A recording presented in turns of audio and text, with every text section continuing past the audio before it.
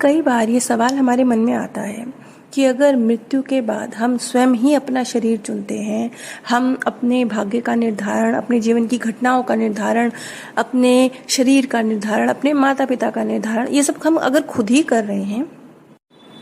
तो हर व्यक्ति अपने लिए एक बेहतरीन घर, रईस परिवार, स्वस्थ सुंदर शरीर, यही क्यों नहीं चूज करता? अगर इस नज़रिए से देखा जाए तो सबसे पहला सवाल जो हमारे मन में आता है कि किसी गरीब परिवार में कोई संतान जन्म लेगी ही क्यों, या अस्वस्थ शरीर के साथ कोई बच्चा जन्म ही क्यों लेगा? हर बच्चा किसी रईस परिवार में स्वस्थ सुंदर शरीर के साथ ही तो जन्म लेगा।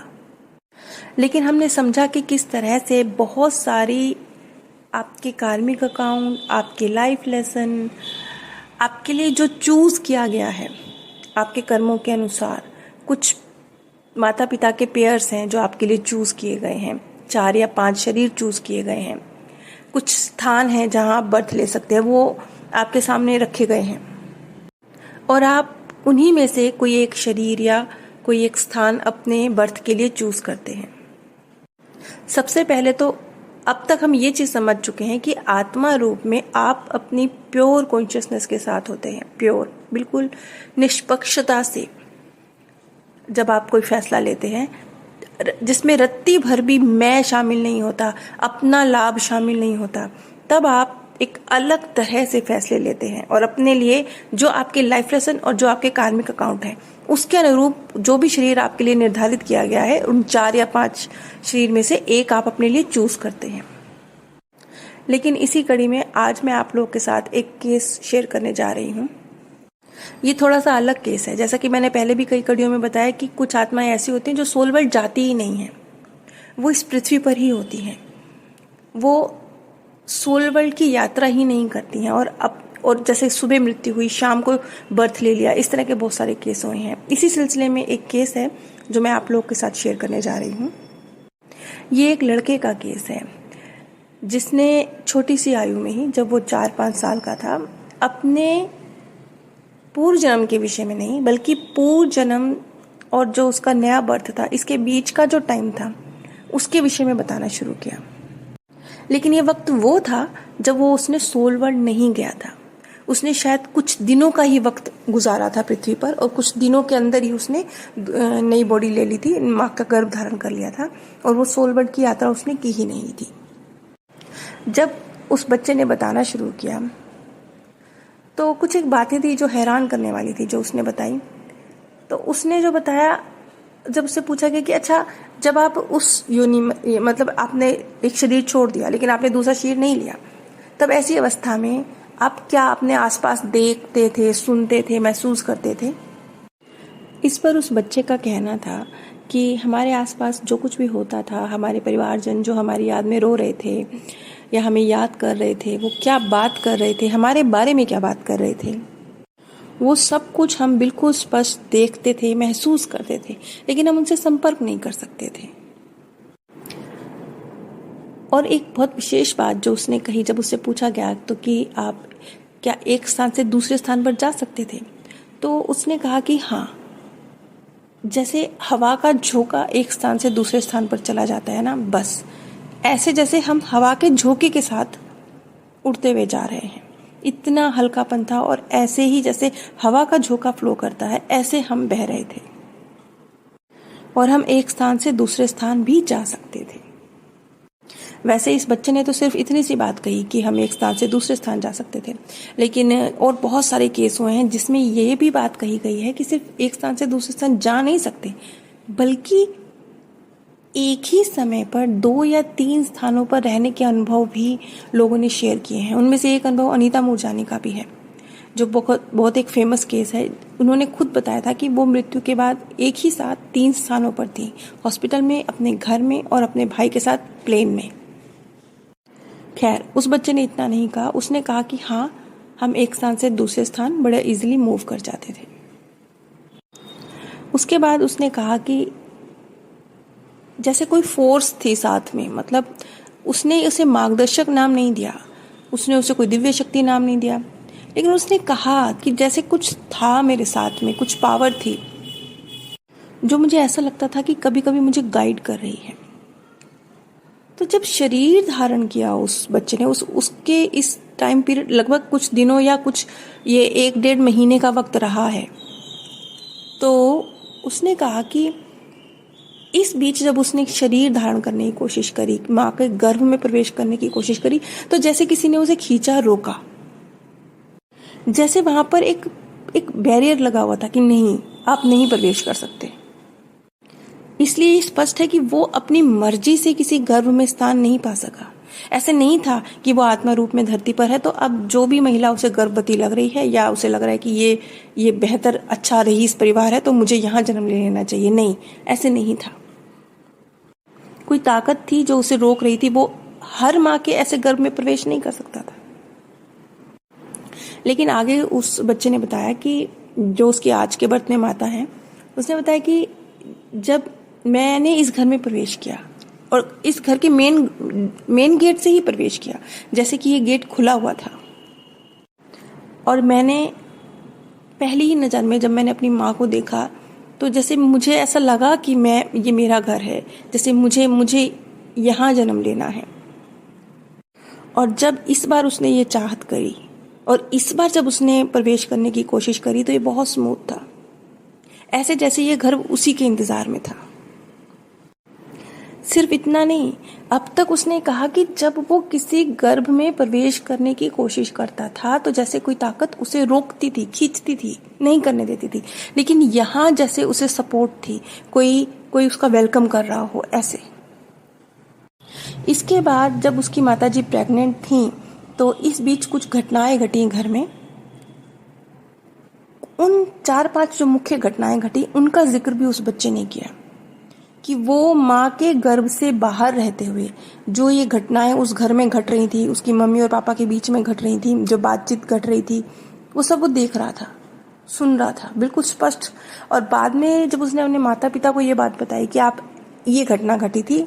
और ऐसे आपने कहा था, तो वो भी हैरान थे, क्योंकि ये तब की बात थी जब उसने जन्म भी नहीं लिया था। अब चलिए, ये तो था एक केस, लेकिन यहाँ पर PLR में भी एक ऐसी स्थिति आई थी जब ब्रायन वीज ने एक महिला का PLR किया था, जिसमें उस महिला ने, जब वो अपनी माता के गर्भ में थी और उसकी डिलीवरी के बाद ही उनकी माताजी का मतलब कुछ महीनों की थी बच्ची वो, जब उनकी माताजी का स्वर्गवास हुआ, तो उस बच्ची ने भी उसकी मासी और माताजी के बीच में जो बातचीत हुई थी उस समय जब उनकी माताजी गर्भवती थी, वो सारी बातचीत उसने बड़े होने के बाद अपनी मासी को बताई। तो उसकी मासी हैरान थी कि हाँ, मेरी बहन और मेरे बीच में ये बातचीत हुई थी, लेकिन उस समय तो वो बच्ची पैदा भी नहीं हुई थी और ऐसा कोई जिक्र भी उस बच्ची से कभी नहीं किया गया, क्योंकि उस बच्ची की माताजी का स्वर्गवास तो जब वो 6-7 महीने की थी तभी हो गया था और उसकी मासी ने कभी इन बातों का जिक्र उसके साथ किया नहीं। तो ये बच्ची उन बातों को कैसे जानती थी जो कि उसके पैदा होने से भी पहले 2 बहनों के बीच में हुई थी। अब ये मैं आपको अलग अलग एग्जाम्पल इसलिए दे रही हूँ, जैसे कि अनीता मूरजानी थी, इनका केस था नियर डेथ का, नियर डेथ एक्सपीरियंस इनको हुआ था। अब जो ये बच्चे की बात मैं आपको बता रही हूँ, इस बच्चे को अपना लास्ट बर्थ याद था, नहीं, बर्थ के बीच का टाइम याद था, मृत्यु के बाद के जो वक्त था वो याद था। और ये जो तीसरी घटना मैं आपके साथ शेयर कर रही हूँ, ये PLR में घटित होने वाली घटना थी। अब ये जो 3 अलग अलग घटनाएं हैं, लेकिन इन तीनों घटनाओं से एक चीज जो सेम निकल कर सामने आती है, और ऐसी और ढेरों हैं, ये तो मैंने आपको सिर्फ 3 बताई, ऐसी 300 हैं, पता नहीं कितनी है। ये बात निकल के सामने आती है कि जब कोई आत्मा अपने लिए शरीर चूज करती है, चाहे वो सोल वर्ल्ड में करे या वो सोल वर्ल्ड ना गई हो, वो इसी पृथ्वी पर रहते हुए, जैसे कई बार ऐसा केस होता है ना कि सुबह मृत्यु हुई, रात को शरीर धारण किया, चाहे वो ऐसा ही केस क्यों ना हो, किसी भी स्थिति में आत्मा अपनी मर्जी से किसी भी गर्भ में यूं ही प्रवेश नहीं कर सकती, चाहे जो भी स्थिति हो। लेकिन उसके लिए जो नियम कायदे, मतलब चाहे आत्मा एक सोल वर्ल्ड में जाए, वहां पर भी जो उसके ऊपर नियम कायदे लागू होते हैं, और चाहे वो सोल वर्ल्ड ना जाए, इस धरती पर रहते हुए ही दूसरा बर्थ लेने की कोशिश करे, तब भी उसके ऊपर सेम नियम कायदे लागू होते हैं। फर्क है तो इतना है कि सोल वर्ल्ड में तो वो चूज कर सकता था, बातचीत कर सकता था, अपने 4-5 शरीर में से एक शरीर चूज कर सकता था। उसके सामने जो उस शरीर के साथ घटने वाली, भविष्य में घटने वाली घटनाएं थी, वो भी उसके सामने आती थी। हमने देखा कि किस तरीके से आती थी। इस केस में जिसने सोल वर्ल्ड जाए बिना रीबर्थ लिया है, इस केस में उसे अपने भविष्य का कुछ नहीं पता होता, वो कुछ चूज नहीं करता, उसके लिए उसका मार्गदर्शक ही गर्भ चूज कर देता है। और वो जो भविष्य में घटित होने वाली घटनाएं, उस जीवन के साथ जुड़े हुए लाइफ लेसन, उन सबको भी नहीं जानता है। तो एक तरह से ये ऐसा है जैसे पूरा का पूरा कंट्रोल टीचर के हाथ में है, पूरा का पूरा। बच्चे को कुछ भी नहीं पता, बच्चे को ये भी नहीं पता कि कहाँ कब कौन सा पेपर है, कौन सी क्लास है, कुछ नहीं। इसीलिए देखा जाए तो ये चीज महत्वपूर्ण हो जाती है कि एक आत्मा अगर सोल वर्ल्ड में जाए, एक रेस्ट के बाद बर्थ ले, तो ये ज्यादा बेहतर है। तो ये जो घटनाएं हैं और ये जो प्रकृति का प्रोसेस है, इससे इतना क्लियर हो जाता है कि आप यूं ही किसी भी माता पिता के घर में, किसी भी परिवार में बर्थ नहीं ले सकते, बेशक आपने अपना बर्थ खुद चूज किया है तो भी। क्योंकि इस बच्चे ने भी जो बर्थ लिया था वो एक गरीब परिवार में, छोटे से गांव में, साधारण से घर में उसने जन्म लिया। और सिर्फ ये नहीं है, मैंने ऐसे बहुत से केस देखे हैं, बहुत सी इस सब्जेक्ट पर डीप रिसर्च भी हुई है। यहाँ पर सिर्फ जन्म की बात नहीं है, एक चीज और है जो निकल के आई है, बहुत स्पष्ट निकल के आई है। इसलिए मैं कहती हूँ कि इस चीज पर काम करना बहुत जरूरी होता है। वो ये कि किसी में अगर कोई नेगेटिव या पॉजिटिव संस्कार है, कुछ भी हो सकता है, कुछ भी मतलब चाहे कोई शराब के प्रति आकर्षित होता हो, या कोई बहुत अच्छा कलाकार हो, यहाँ तक कि कोई मानसिक रोग हो, मतलब जहां पर भी उसे अपने ऊपर काम करने की जरूरत थी और उसने अपने ऊपर काम नहीं किया है, कुछ विचारों में या इंटरनली अपने थॉट प्रोसेस में, अपने लाइफस्टाइल में, नजरिए में, समझ में जो परिवर्तन करने की जरूरत थी, वो परिवर्तन अगर एक आत्मा ने अपने पूरे जीवन काल में नहीं किया है, तो जो उसका नेक्स्ट बर्थ होगा वो फिर उसी कमी या खूबी जो भी उसके अंदर है उसके साथ होगा। अगर हम कमी की बात करें तो उदाहरण के तौर पर ऐसे केस देखे गए हैं। ये रीबॉर्न नाम से एक पुस्तक है, उसमें ये केस निकल के आए थे। ऐसे 2-3 केस निकल के आए थे, उसमें बहुत डिटेल में बताया गया है उसमें कि एक व्यक्ति जो बहुत बड़ा पेंटर था, बहुत महान कलाकार था, लेकिन उसे कोई मानसिक रोग था। तो उस व्यक्ति का जो रीबर्थ हुआ उसमें भी वो एक बेहतरीन कलाकार था, बहुत अच्छा पेंटर था। हाँ, उतनी ऊंचाइयों तक उसने वो नहीं गया, लेकिन वो बहुत बेहतरीन पेंटर था। लेकिन सेम टाइम उसे वही मानसिक रोग भी था। लेकिन दोनों ही मामलों में इंटेंसिटी कम थी, यानी कि उसका जो गुण था बेहतरीन, बहुत ऊंचे दर्जे का पेंटर था। अब मुझे नाम नहीं याद आ रहा है, शायद ये पिकासो की ही बात थी या किसी और पेंटर की। इसके ऊपर मैंने पूरी सीरीज बनाई है, एक प्लेलिस्ट है जिसमें इस तरह के बहुत सारे केसेस जो रियल में घटित हुए हैं उनका जिक्र किया गया है। तो जब उसका रीबर्थ हुआ तब उसके अंदर